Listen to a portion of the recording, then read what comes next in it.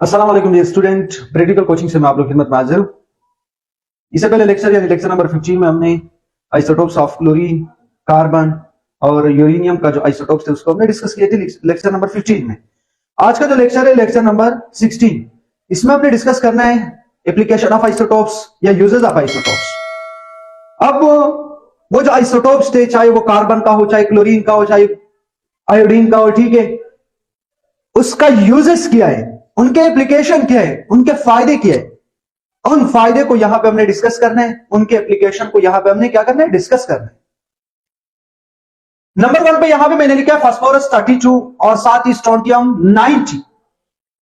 ये जो आइसोटोप्स है ये हम यूज करते हैं treatment of skin cancer. Skin cancer का जो ट्रीटमेंट है, स्किन कैंसर जो डिजीज है उनका जो ट्रीटमेंट है वो किसके थ्रू हम कर सकते हैं? इन दो आइसोटोप्स के थ्रू आप उसका इलाज कर सकते हो, उसका ट्रीटमेंट कर सकते हो। लेकिन उस प्रोसेस को क्या कहते हैं? उस प्रोसेस को क्या कहते हैं? उसको कहते हैं रेडियोथेरेपी।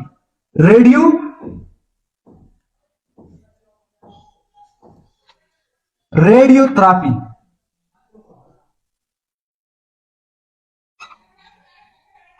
ठीक है, रेडियोथेरेपी का मतलब यह है किसी भी बीमारी का या किसी भी डिजीज का इलाज करना, ट्रीटमेंट करना, किसके थ्रू? रेडिएशन के थ्रू। इस प्रोसेस को क्या कहते हैं? रेडियोथेरेपी। मैंने क्या कहा? किसी भी डिजीज का ट्रीटमेंट करना है, किसके थ्रू करना है? रेडिएशन के थ्रू। इस प्रोसेस को क्या कहते हैं? इस फेनोमेना को क्या कहते हैं? रेडियोथेरेपी। ठीक है,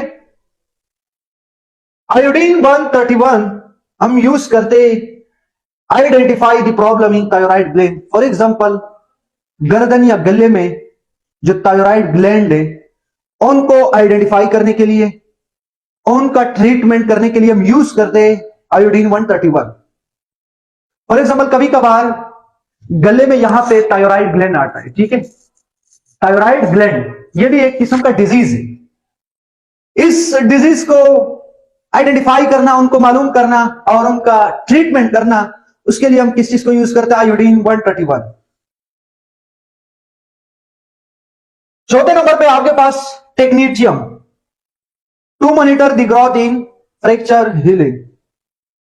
फॉर एग्जाम्पल, इसका मतलब यह है कि हम आपके जो बोन है, आपकी जो हड्डी है, फॉर एग्जाम्पल इसमें फ्रैक्चर आ गया, बोन टूट गया।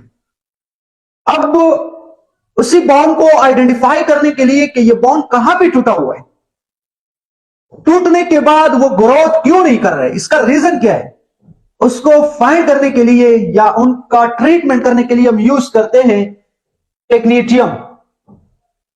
मैंने क्या कहा? बोन में फ्रैक्चर आया है, उस फ्रैक्चर को मालूम करने के लिए टेक्नीशियम का हम यूज करते हैं। टेक्नीशियम जो आइसोटोप से उनको हम यूज करते हैं। Plutonium. Plutonium use to estimate the regular heartbeat. आपका जो हार्ट है उसका धड़कन, उसका जो हार्ट यानी हार्ट बीट जो है, उनको काउंट करने में, उनको गिनती करने में, जो हार्ट बीट है उनका जो काउंटिंग है वो काउंटिंग करने में हेल्प क्या करता है? प्लूटोनियम 238। फॉर एग्जांपल, आपका जो हार्ट है, हार्ट बीट्स, दिल के जो धड़कन है, उनको काउंट करने के लिए हम कौन सा आइसोटोप्स को यूज करते हैं? प्लूटोनियम। छठे नंबर पे carbon 14 use to age of fossil fuels. जमीन से निकालने वाली जितने भी सब्सटेंस है या जितने भी चीजें, उनका एच का अंदाजा लगाने के लिए हम कार्बन 14 को यूज करते हैं। जैसा कि आपको पता है, हम पढ़ते हैं कि डायनासोर का जो, फॉर एग्जांपल, ये कौन सी जमाने में ये मौजूद था, डायनासोर का जो स्ट्रक्चर है, यानी उनका हमें कैसे पता चला कि ये 5000 साल पहले ये जानवर मौजूद था?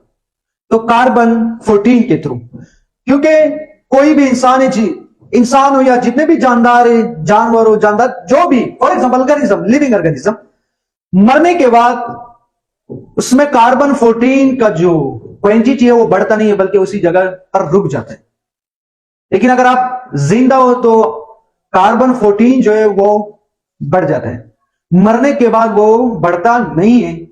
न बढ़ने की वजह से हम किसी भी लिविंग ऑर्गेनिज्म का एज मालूम कर सकते हैं कि ये, यानी उसका हम एस्टिमेट लगा सकते हैं कि 5,000, 6,000, 7,000 साल पहले ये जानवर दुनिया में मौजूद था, फॉर एग्जाम्पल। और इस प्रोसेस को क्या कहते हैं? Carbon dating. इस प्रोसेस को क्या कहते हैं? Carbon dating. उम्मीद है आज का लेक्चर समझ में आया होगा। लेक्चर समझ आने की सूरत में आपने हमारे यूट्यूब चैनल को सब्सक्राइब करना है और साथ ही बेल आइकन के ऊपर क्लिक करना है। Thank you so much.